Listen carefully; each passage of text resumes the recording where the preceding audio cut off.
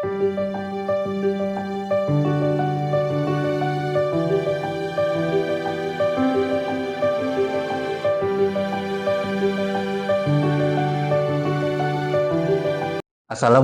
warahmatullahi wabarakatuh. Perkenalkan, nama saya Yance Hidayat. Saya adalah salah satu dosen di program studi Diploma 3 Keperawatan Fakultas Ilmu Kesehatan Universitas Dai Hasan Bengkulu. Video ini saya buat untuk sebagai pernyataan diri dalam unjuk Tridharma Perguruan Tinggi atau disebut dengan PD UKT PT. Hari ini saya akan menjelaskan terkait dengan mata kuliah keperawatan keluarga, di mana mata kuliah ini ditawarkan pada semester ganjil yaitu semester 5 dengan bobot SKS 3 SKS. Mata kuliah ini merupakan mata kuliah wajib yang harus ditempuh oleh mahasiswa sebelum melaksanakan praktek klinik di puskesmas. Mata kuliah ini akan membahas tentang konsep pelayanan kesehatan primer, konsep keluarga, tren dan isu dalam keperawatan keluarga, sumber daya keperawatan keluarga, dan mahasiswa akan menerapkan asuhan keperawatan keluarga yang nantinya langsung dipraktekkan di tatanan masyarakat.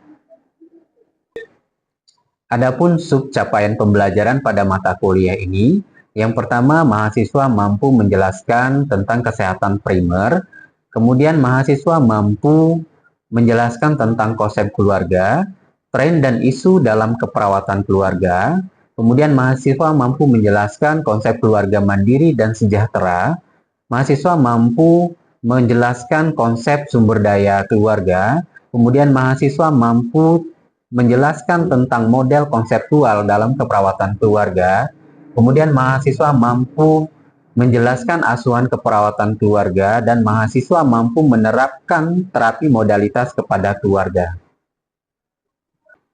Metode pembelajaran pada mata kuliah ini yaitu case method dan project. Salah satu tugas besar mahasiswa nantinya adalah membuat asuhan keperawatan keluarga, di mana mahasiswa ditugaskan mengambil satu keluarga binaan di masyarakat, kemudian melakukan asuhan keperawatan keluarga, mulai dari pengkajian sampai dengan evaluasi. Adapun komponen penilaian pada mata kuliah ini, yang pertama keaktifan mahasiswa dalam melakukan diskusi di kelas, itu 15%. Kemudian penugasan mahasiswa pembuatan asuhan keperawatan langsung ke pasien, itu 35%. Penugasan dalam bentuk rangkuman setiap akhir mata kuliah, itu 5%. Kemudian kuis yang diberikan setiap kali pertemuan 5%, kemudian ujian tengah semester 15%, dan ujian akhir semester 20%. Melalui mata kuliah ini diharapkan mahasiswa tidak hanya memahami secara teoritis, tapi siap untuk secara praktik dalam melaksanakan asuhan keperawatan nantinya ketika praktek di puskesmas. Berikut ini adalah cuplikan mata kuliah yang saya ajarkan di kelas terkait dengan keperawatan keluarga. Selamat menyaksikan.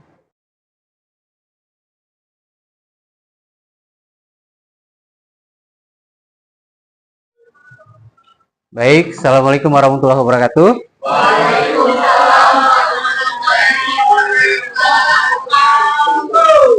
Bagaimana kabarnya hari ini? Alhamdulillah. Alhamdulillah ya. Hari ini kita bertemu kembali dalam mata kuliah keperawatan keluarga ya. Ini adalah pertemuan kita yang ketiga ya. Sebelumnya kita pernah masuk di dua minggu sebelumnya ya. Hari ini kita akan melanjutkan pembahasan kita terkait dengan konsep dari keluarga.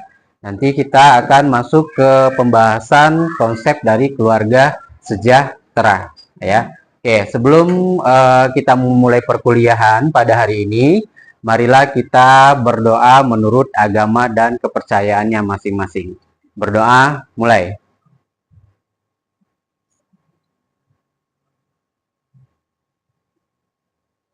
Doa selesai. Oke, ya sesuai dengan kontrak kita tadi, ya kita akan masuk ke materi selanjutnya yaitu konsep keluarga sejahtera. Ya, namun sebelum kita masuk ke mata kuliah atau sub mata kuliah hari ini, saya akan mengulas kembali terkait dengan perkuliahan atau pembelajaran yang kita lakukan di minggu yang lalu, ya. Minggu lalu kita sudah membahas tentang konsep dari keluarga. Ada yang masih ingat apa itu keluarga? Ya, silakan. Keluarga adalah suatu lembaga yang merupakan satuan unit terkecil dari masyarakat yang terdiri dari ayah, ibu, dan anak yang menjadi klien. Oke. Oke ya. Baik, jawabannya sudah betul ya, bahwa keluarga itu unit terkecil dari satu masyarakat ya, yang terdiri dari ayah, ibu, dan anak. Nah, kalau misalkan belum punya anak, apakah disebut keluarga? Iya, ya. Jadi kalau misalkan pasangan baru belum tentu langsung punya anak, ya. Tapi itu termasuk di keluarga, ya. Ada juga bentuk-bentuk keluarga, ya. Ada keluarga inti, ya. Keluarga inti itu ayah, ibu, dan anak. Ada juga keluarga besar. Apa itu keluarga besar? Ada ayah, ibu, anak, ada paman, ada kakek, siapalah ya yang tinggal hidup dalam satu rumah. Nah, ada juga keluarga Yet family. Nah, ini yang saya bilang tadi ya, sepasang suami istri yang baru menikah atau belum memiliki keturunan. Jadi tetap dianggap keluarga ya, walaupun dia belum mempunyai anak ya, atau tidak mempunyai anak ya. Ini ya pembelajaran kita minggu lalu ya. Kemudian pada hari ini kita akan membahas tentang konsep keluarga sejahtera. Apa kira-kira yang dikatakan keluarga sejahtera? Bahagia. Terus apa lagi? Ceria, harmonis. Ya, itu keluarga sejahtera. Ya. Oke, kita lihat apa itu keluarga sejahtera. Nah, keluarga sejahtera ini dikemukakan oleh BKKBN. Ya, apa tuh BKKBN? Badan Kependudukan Keluarga Berencana, ya. Oke. Keluarga sejahtera dikatakan keluarga sejahtera itu kalau berdasarkan perkawinan yang sah, ya. Kalau di negara kita, ya, kalau mau hidup bersama itu harus ada ikatan perkawinan atau pernikahan yang tercatat oleh di KUA dan juga secara agama. Tapi ada juga di kita sekarang ini tidak tercatat di KUA, tapi dia secara agama sah, ya. Artinya dikatakan keluarga sejahtera itu ya, poin yang pertama kalau dia menikah secara sah, ya. Kemudian dia mampu memenuhi kebutuhan hidup spiritual dan material. Nah, material ini yang biasanya menentukan keluarga itu dikatakan sejahtera atau tidak. Ya, karena apa? Punya rumah, ya, punya mobil, punya penghasilan, itu biasanya orang katakan oh itu sejahtera ya hidupnya, ya. Kemudian bertakwa kepada Tuhan yang Maha Esa. Artinya kita terlahir ke dunia ini ya pastinya mempunyai keyakinan, ya. Agama di Indonesia sudah diakui ada beberapa agama, ya, mau itu Kristen, mau itu Islam ataupun Hindu, Buddha, ya, itu semuanya diakui. Kita terlahir sudah mempunyai agama. Terkait nanti misalkan sudah besar ada yang memilih agama tersendiri, ya, tidak tidak mengurangi makna dari keluarga tersebut, walaupun di satu rumah ada beberapa yang menganut agama yang berbeda, ya. Oke, kita lanjut. Memiliki hubungan yang sama, selaras, seimbang antar anggota keluarga dengan masyarakat dan lingkungan. Artinya dia mempunyai hubungan yang harmonis tadi yang dikatakan temanmu. Harmonis di antara anggota keluarga, baik juga ke masyarakat. Ada ya jenis keluarga yang bisa kita temui di masyarakat kita yang tertutup, ya. Dia hanya mungkin di anggota keluarganya saja berinteraksi, tidak berinteraksi ke masyarakat, ya. Oke, itu tadi yang dikatakan keluarga sejahtera, ya. Sekarang ada tujuan keluarga sejahtera. Apa sih tujuan keluarga sejahtera? Yang pertama yaitu meningkatkan pengetahuan dan pemahaman keluarga mengenai masalah yang dihadapi. Ya, ya karena ini kalian belum berkeluarga ya, jadi tidak tahu bagaimana masalah-masalah yang sering dihadapi oleh keluarga. Ya, setiap keluarga pasti mengalami masalah-masalah. Ya, tidak ada keluarga yang tidak punya masalah, walaupun sekecil apapun. Pasti ada hal ya, apalagi mungkin pasangan baru ya, yang baru menikah, baru hidup bersama, itu baru mengenal satu sama lain, sehingga mungkin ada ketidakcocokan, sehingga nanti akan menimbulkan pertengkaran. Ya, jadi hubungannya keluarga sejahtera ini adalah supaya bagaimana kita saling melengkapi, ya, jangan saling sama keras ya, atau tidak tidak mau mengayomi. Ya, harus saling mengayomi ya. Kemudian meningkatkan kemampuan keluarga dalam menganalisa peluang yang ada. Jadi sesama kalau misalkan pasangan baru bisa berkomunikasi, bisa saling sharing untuk kedepannya ya. Kalau misalkan baru menikah, kemudian rencananya ke depan apa, apakah memiliki rumah ya, apa mau mengontrak dulu, itu saling berkomunikasi antar anggota keluarga. Meningkatkan kemampuan dan memecahkan masalah secara mandiri. Ya, artinya kalau sudah berkeluarga, masalah-masalah itu ditampung dulu di keluarga. Kalau masih bisa diselesaikan di anggota keluarga, kita selesaikan dulu. Ya, jangan langsung meminta bantuan orang lain. Ya. Kemudian meningkatkan rasa gotong royong. Gotong royong itu apa?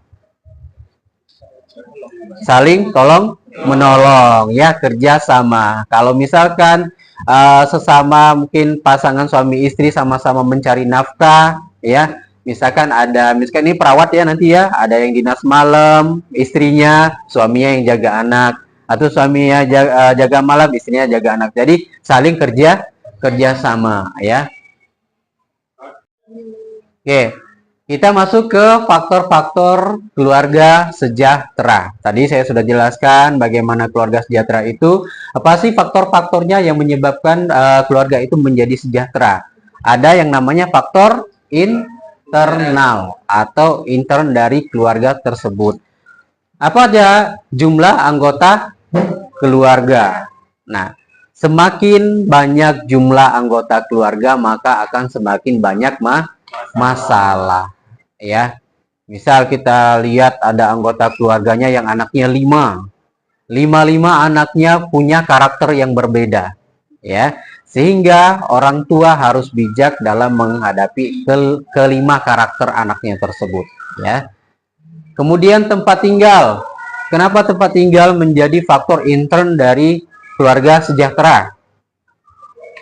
Misal tempat tinggalnya di daerah yang kumuh ya, kemudian tempat tinggalnya ada di daerah bantaran kali ya, jadi sewaktu-waktu akan terjadi mungkin banjir ya, ataupun kalau di daerah kumuh sewaktu-waktu akan tertular suatu penyakit, jadi akan mempengaruhi kesejahteraan keluarga tersebut ya. Keadaan sosial ekonomi, nah ini yang paling berpengaruh ya. Sosial ekonomi harus dipenuhi kebutuhannya oleh anggota keluarga, terutama ayah sebagai pencari nafkah ya. Boleh nggak kalau misalkan mencari nafkahnya dua-dua? Boleh ya, karena ya perempuan sekarang sudah emansipasi, berhak untuk mencari pekerjaan, berhak untuk mencari penghasilan sebanyak mungkin untuk memenuhi kebutuhan keluarga. Jadi saling melengkapi ya. Oke, selain dari faktor intern, ada juga faktor ekstern atau faktor dari luar. Faktor dari luar ini berhubungan dengan bagaimana keluarga itu menjalin hubungan di masyarakat ya. Nah, biasanya kalau orang itu dari masyarakat itu apa yang tidak mengakibatkan keluarga ini menjadi tidak berhubungan dengan masyarakat luar? Apa kira-kira? Iri hati ya. Misalkan suatu keluarga itu punya mobil, punya rumah yang bagus, ya pasti kalau misalkan di lingkungan masyarakat yang ada di lingkungan kita, pasti akan menjadi bahan perbincangan, ya. Oh, itu nggak mau bergaul, ya. Gara-gara yang mungkin mereka menganggap mereka semuanya bisa, ya, tidak mau berinteraksi atau tidak membutuhkan orang lain. Kemudian apalagi faktor eksternnya, yaitu faktor alam, ya. Faktor alam ini misalkan, ya, kita berdomisili di daerah yang rawan gempa atau di daerah-daerah yang rawan longsor, yang tadinya kita mempunyai semua harta kekayaan, ya, mobil, rumah, harta benda semuanya ada, akibat bencana alam, ya, semuanya raib atau hilang, ya. Itu juga mengakibatkan faktor ekstern dari kesejahteraan suatu keluarga, ya. Faktor ekonomi negara juga mempengaruhi, ya. Faktor ekonomi negara seperti kemarin kita dilanda COVID, ya. Waktu COVID semuanya perdagangan dibatasi, ya. Kita pergi ke luar negeri tidak boleh, pergi keluar kota tidak boleh, ya. Jadi faktor ini juga mengakibatkan kesejahteraan suatu keluarga yang tadinya keluarga mempunyai kebiasaan berlibur setiap bulan atau setiap akhir tahun, ya, keluar negeri. Akibat pandemi COVID jadi tidak bisa lagi berpergian, ya. Itu juga mengakibatkan suatu keluarga menjadi tidak sejahtera, ya. Yang tadinya anaknya mau keluar negeri karena kebiasaan tadi, ya. Jadi karena keterbatasan, ya, atau mungkin negara tersebut mengalami suatu pandemi atau mungkin mengalami suatu krisis, mengakibatkan keluarga itu tidak bisa memenuhi kegiatan-kegiatan yang kebiasaannya, ya. Oke, saya sudah menjelaskan apa itu keluarga sejahtera, kemudian faktor intern dan eksternnya. Nah, di keluarga sejahtera itu ada tahapan, ya. Ada tahapan-tahapan untuk menjadi keluarga sejahtera. Ada yang namanya keluarga prasejahtera, ya. Ada keluarga sejahtera 1, ada keluarga sejahtera 2, ada keluarga sejahtera 3, dan ada keluarga sejahtera 3+, ya. Oke. Masing-masing tahapan pada keluarga sejahtera ini ada indikator-indikator yang ingin dicapai, ya. Indikator-indikator dari pada tahapan keluarga sejahtera tersebut, ya. Nah, sekarang kan tadi saya sudah jelaskan ada 5 tahapan, ya. Sekarang kita akan membagi 5 kelompok, ya. Bagi 5 kelompok kita akan berdiskusi, ya. Kalian silakan berdiskusi terlebih dahulu indikator-indikator pencapaian pada 5 tahapan keluarga sejahtera, ya. Jadi kita bagi 5 kelompok, masing-masing kelompok mendapatkan 1 materi, kemudian nanti kita akan presentasi, ya. Oke. Sudah selesai semua diskusinya? Saya rasa cukup, ya, waktu 10 menit untuk diskusi. Sekarang nanti masing-masing kelompok harus mempresentasikan hasil diskusinya. Kemudian kalau misalkan ada kelompok lain yang ingin ditanyakan, silakan, ya. Kita ke kelompok 1 dulu, tadi membahas tentang apa? Indikator keluarga sejahtera. Indikator keluarga prasejahtera, ya. Oke, silakan kelompok 1 untuk maju ke depan. Oke, silakan pada kelompok 1 untuk mempresentasikan hasil dari diskusinya. Assalamualaikum warahmatullahi wabarakatuh. Baiklah, di sini kami dari kelompok 1 indikator keluarga sejahtera ingin mempresentasikan hasil diskusi kelompok kami, yaitu keluarga prasejahtera. Keluarga yang belum dapat memenuhi salah satu atau lebih dari 5 kebutuhan dasar. 1. Melaksanakan ibadah sesuai dengan agamanya masing-masing. Yang kedua, seluruh anggota keluarga makan 2 kali sehari. Yang selanjutnya, seluruh anggota keluarga memiliki pakaian yang berbeda untuk beraktivitas di rumah, bekerja, sekolah, dan berpergian. Selanjutnya ada lantai rumah terluas, bukan lantai atau tanah. Yang selanjutnya, bila anak atau pasangan usia subur ingin KB, dibawa ke sarana kesehatan. Mungkin itu saja presentasi dari kelompok 1. Oke, kelompok 1 sudah mempresentasikan hasil diskusinya terkait indikator-indikator yang harus dicapai pada keluarga prasejahtera. Ya, sudah dijelaskan bahwa yang pertama tadi apa?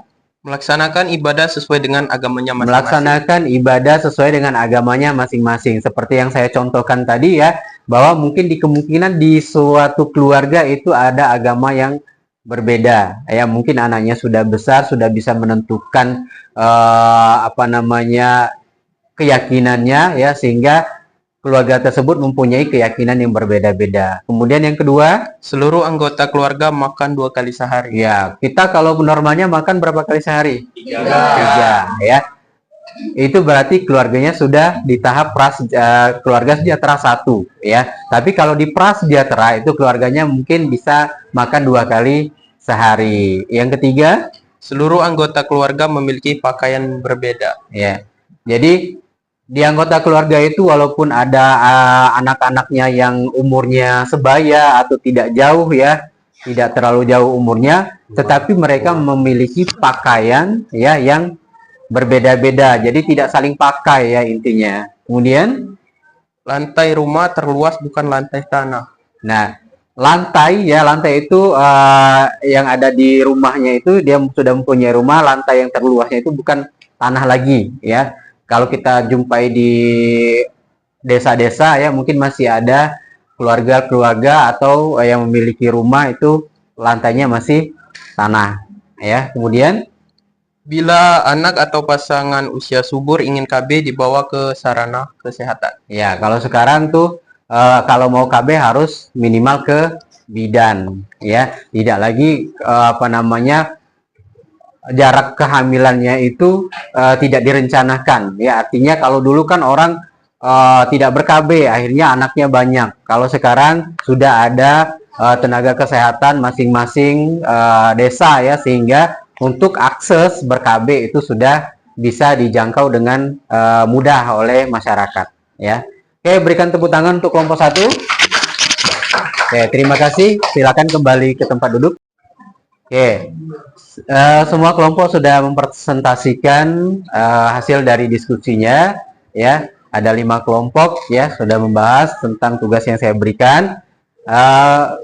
Kemudian saya memberikan kesempatan untuk bertanya. Silakan, ada yang mau ditanyakan? Saya, Pak. Ya, silakan. Sebelumnya perkenalkan, nama saya Nadila dari kelompok 2. Nah, pertanyaan saya itu tentang indikator dari keluarga prasejahtera. Nah, tadi kan udah dijelasin tuh, di indikator tuh seluruh anggota keluarga makan 2 kali sehari. Pertanyaan saya, apa dampaknya bagi anak-anak jika mereka tumbuh dalam keluarga yang tidak mampu menyediakan makan 3 kali sehari secara layak? Terima kasih. Oke, ya.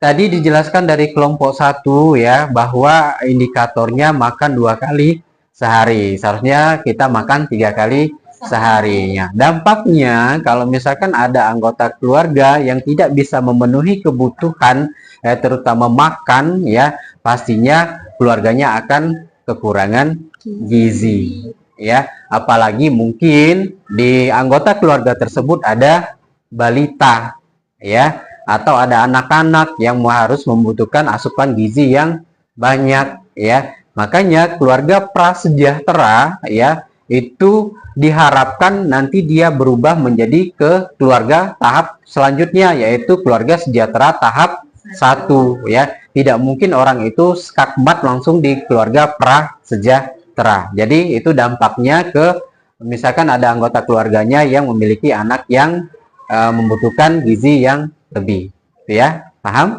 Baik, Pak, terima kasih. Oke. Baik ya, tadi sudah ada yang menanyakan terhadap diskusi kita hari ini. Mungkin untuk hari ini kita sampai di sini saja pertemuannya ya. Saya harapkan nanti setelah pembelajaran ini akan kita sangkut pautkan ke pembelajaran selanjutnya ya. Jangan dilupakan apa yang sudah kita pelajari hari ini ya, yang minggu-minggu kemarin nanti akan saya sangkut pautkan dengan pertemuan selanjutnya. Karena luaran dari mata kuliah ini ya, Anda bisa melaksanakan asuhan keperawatan langsung kepada keluarga nantinya ya. Oke, saya rasa cukup untuk pertemuan kita hari ini. Lebih dan kurangnya saya mohon maaf ya. Saya Iri, billahi taufiq wal hidayah. Assalamualaikum warahmatullahi wabarakatuh. Demikianlah video pengajaran terkait mata kuliah keperawatan keluarga yang saya ajarkan di kelas. Terima kasih. Assalamualaikum warahmatullahi wabarakatuh.